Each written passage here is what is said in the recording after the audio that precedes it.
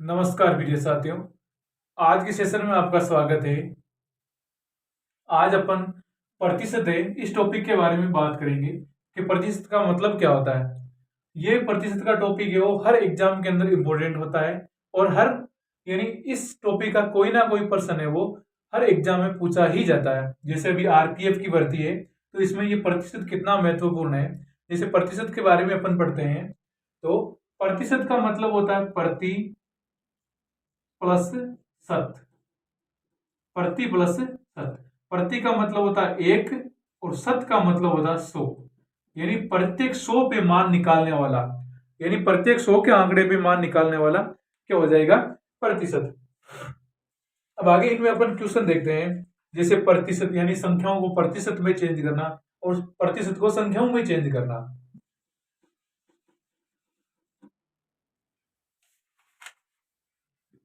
जैसे हमारे पास अगर अपन लेते हैं कि 35% को हमें संख्या में चेंज करना है।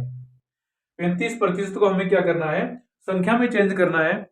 और जब कभी भी हम प्रतिशत में संख्या दे रखी है और उसे संख्या में चेंज करना है यानी अंकों में चेंज करना है तो हमें क्या करना है, 100 का इसमें भाग देना है।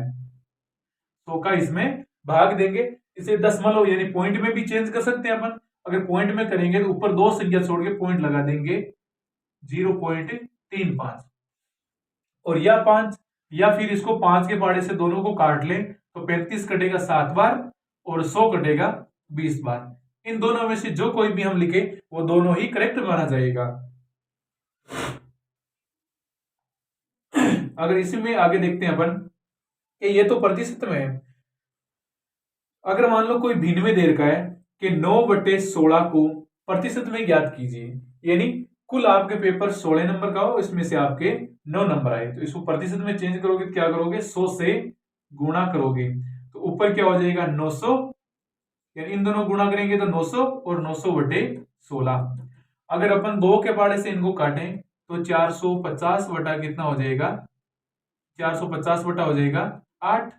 और भी कट रहा है ये तो ये हो जाएगा 225/4।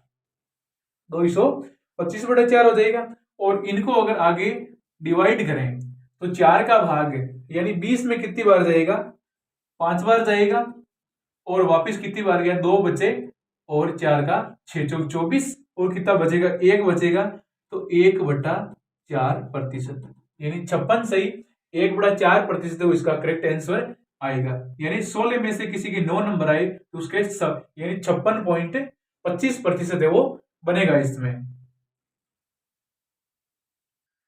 आगे देखते हैं इसमें कुछ क्वेश्चन है वो, ये तो इसका नॉर्मल बेसिक जानकारी है जो हर व्यक्ति को जानकारी होना चाहिए। जैसे अपन मान ले कोई क्वेश्चन लेते हैं कि 48 का क्वेश्चन, 48 का कितने प्रतिशत, 48 का कितने प्रतिशत 6 है। 48 का कितने और कितने की जगह अपन रख सकते हैं x%। तो 48 का x% और कितना है हमारे पास में 6 है। तो हमें क्या करना है, x% है तो 48 का मतलब होता है इंटू और x और प्रतिशत हटेगा तो बटे में 100 का भाग देंगे और बराबर में 6 हो जाएगा। अब देखिए 48 इधर गुणे में है उधर जाएगा तो भाग में, और 100 इधर भाग में उधर जाएगा तो गुणे में। तो x बराबर 6 इंटू 100/48 हो जाएगा। और 6 के पहाड़े से 48 कितनी बार कटेगा, 6 के पहाड़े से ये कटेगा 8 बार। तो ये हो जाएगा 100/8। कितना हो जाएगा, 100/8 हो जाएगा। अब आगे क्या करना है कि ये दोनों अगर 4 के पहाड़े से इन दोनों को काटे तो ये 25 बार कटेगा और ये कटेगा 2 बार। और 25 के आधा कितना होता है, 12.5%। यानी जो 48 का x% यानी 6 है वो 12.5% है 48 का।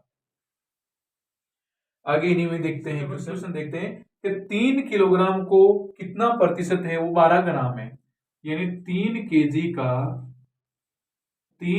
का कितना प्रतिशत, 3 केजी का कितना प्रतिशत है वो 12 ग्राम है। अब देखिए एक पोजीशन हमें किलो में दे रखी है और दूसरी पोजीशन हमें ग्राम में दे रखी है।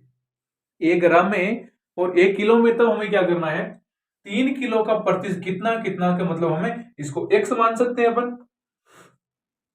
तो ये किलो है तो इसको अपन ग्राम में चेंज कर लेते हैं। तो 1 केजी में ग्राम होता है वो होता है 1000 ग्राम होता है। 1 केजी में 1000 होता है तो 3 केजी में कितना हो जाएगा, 3000 ग्राम हो जाएगा। और 3 किलो में 3000 ग्राम हो गए तो उसको 12% यानी 12 ग्राम, यानी 3 किलो का 12 ग्राम में लिखना है, क्योंकि हमने ग्राम में चेंज किया तो 3000 और बराबर में हो जाएगा 12। यहां से अपन 20 से 20 काट सकते हैं और x बराबर 30 इधर गुणे में है, उधर जाएगा तो भाग में, तो 12 बटा कितना हो जाएगा, 30 हो जाएगा। और 6 के पहाड़े से काटें तो 6 दूना 12 और 6 पंजे 30, 2/5 हो जाएगा।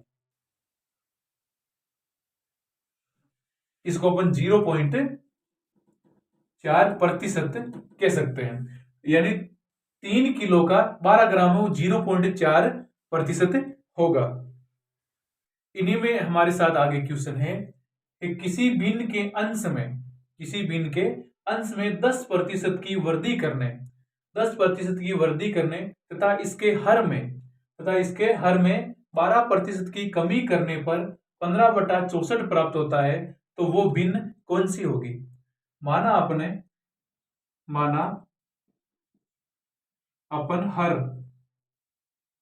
अंश को मान लेते हैं x और बटे में y, यानी हर को मान लेते हैं अपन y।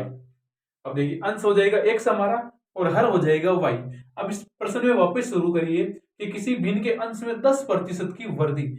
अब इसमें हमारा टॉपिक यही है कि हम प्रतिशत में बात कर रहे हैं, तो जो कोई भी चीज जुड़ेगी या घटेगी वो 100 में जुड़ेगी या फिर 100 में ही घटेगी। तो x में 10% की वृद्धि हो रही है, इसका मतलब 100 में हो रही है, वृद्धि हो रही है, तो यानी 100 में 10% की वृद्धि होगी तो कितना हो जाएगा, 110% हो जाएगा। तो हमें क्या करना है, तो x का क्या कर देना 110%, इसमें करना y का, अब क्या करना इसके हर में 12% की कमी कर देना। कमी करने का मतलब घटाना हमें 100 में से, तो 100 में से 12 घटाएंगे कितना हो जाएगा 88%। कम कर देने पर 15/64 प्राप्त होता है, तो हमें क्या करना, बराबर में हमें प्राप्त होता है 15/64 प्राप्त होता है।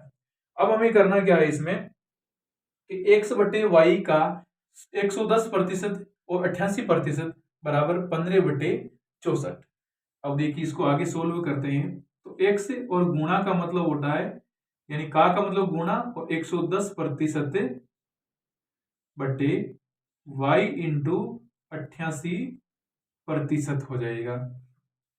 अब देखिए इनमें करना क्या है कि इस पूरी संख्या को अपन दूसरे पक्ष में भेजते हैं, इसका मतलब ये हो जाएगी उल्टी आगे जाते ही, तो क्या हो जाएगा x बटे वाई इधर बचेगा और बराबर में 15/64 उतारे अपन 15/64 और इधर 88 भाग में, तो उधर जाते ही गुणे में हो जाएगा 88 और बटे में ये इधर 110, इसके गुणे में उधर आते ही भाग में हो जाएगा 110।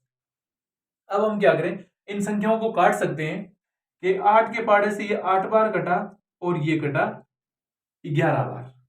अब क्या करना, 11 के पहाड़े से ये कटेगा 1 और 0 10 बार। अब क्या करें अपन 5 के पहाड़े से काटें, इसको 2 बार काटें और इसको काटे 3 बार। तो इसी के साथ हमें अभिष्ट 30/16। इसी टॉपिक में अगला सवाल है हमारा कि एक व्यक्ति अपनी मासिक आय का, यानी उनकी मंथली इनकम का 12% वो बचत करता है, 12% वो बचत करता है। यदि उसका मासिक खर्च 19,360 रुपए हो तो उसका मासिक आय कितना होगा।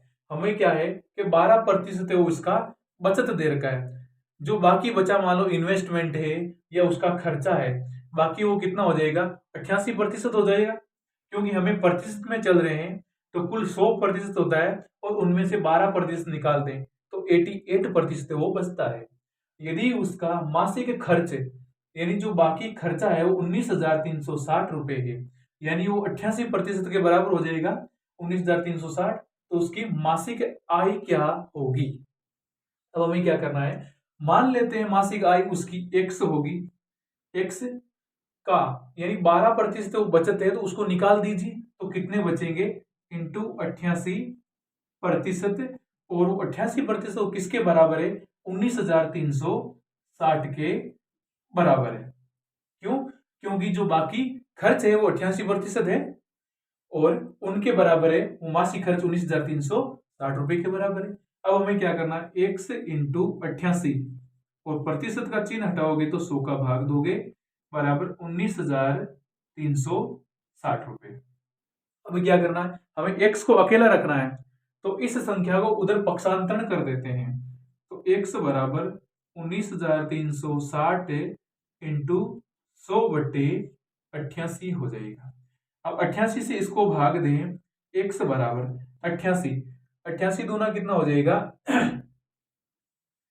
19,360 में भाग दें 88 का तो भाग जाएगा 2 बार, तो कितना आएगा 2 और वापस भाग जाएगा 2 बार जाएगा और पीछे 0 बचा तो 0 और ये हो जाएगा 2 0, यानी 22,000 रुपए है वो इसकी मंथली इनकम, यानी जो कोई भी व्यक्ति है उसकी मासिक आय है वो 22,000 रुपए है, यानी जिसका 22,000 में से 19,360 रुपए वो खर्च कर देता है और जो बाकी बचा है वो 12% की बचत करता है।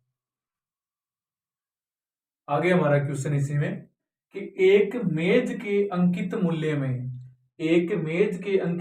में 8% कटौती करने पर 8% कटौती करने पर इसका मूल्य 4600 रुपए है। यानी मान लो कोई कटौती टैक्स वगैरह लगता है, जो कोई भी लगता है वो 8% है, यानी इसका मूल्य है उसके बाद में 4600 रुपए है, तो इसका अंकित मूल्य कितना होगा?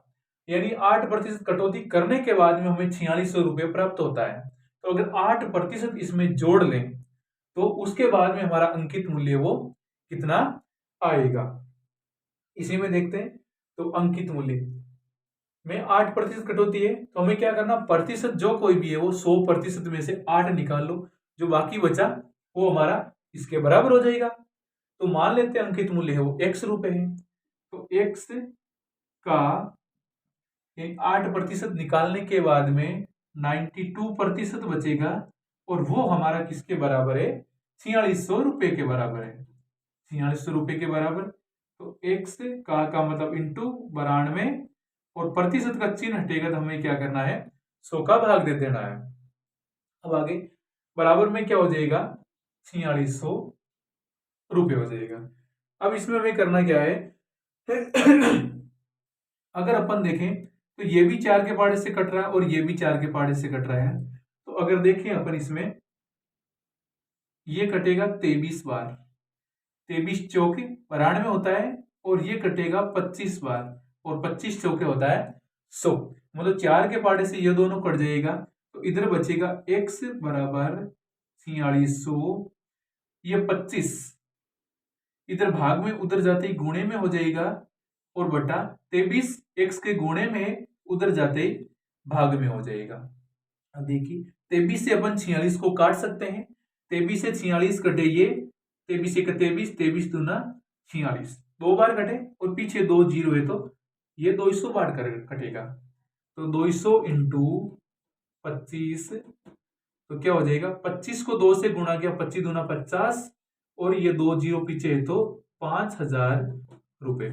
यानी ये जो कोई भी वस्तु है अगर अपन 8% टैक्स के साथ में अगर इसे देखें तो ये 5000 रुपए में हमें मिलेगी, लेकिन 8% कटौती करने के बाद में हमें ये वस्तु है वो 4600 रुपए में प्राप्त होती है।